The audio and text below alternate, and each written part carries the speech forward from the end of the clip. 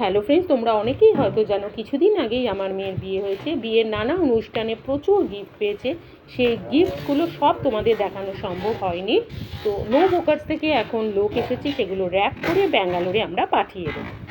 তারপরে মেয়ে জামাই যখন একসাথে ধীরাগমনে আসলো তখনও আমরা খুব এনজয় করেছি, কিন্তু দুই বাড়ি মিলে প্রচুর গিফট পেয়েছি। কিছু কিছু গিফট তোমাদের আনবক্সিং করে দেখিয়েছি, কিন্তু তাদের কাজের জায়গায় ব্যাঙ্গালোরে তারা চলে গেছে, সেই মিনি ব্লগও তোমাদের আমি দেখিয়েছি। কিন্তু এখন সব জিনিস তো গিফট তাদের নিয়ে যাওয়া সম্ভব হয়নি। আর গিফট ছাড়াও কিছু প্রয়োজনীয় জিনিসও মেয়ে জামাইয়ের ছিল। গিফটে পাওয়া অনেক ইলেকট্রনিক্স জিনিসও র্যাপ করা হচ্ছে খুব সুন্দরভাবে। এই ভিডিওটা তোমাদের সাথে শেয়ার করতে একটু দেরি হয়ে গেছে।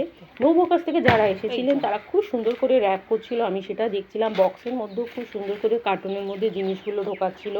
আর আমার মেয়ের সবচেয়ে প্রয়োজনীয় জিনিস হচ্ছিল মনিটর আর হচ্ছে অফিস চেয়ার। অফিস চেয়ারকে সে ভীষণই ভালোবাসে।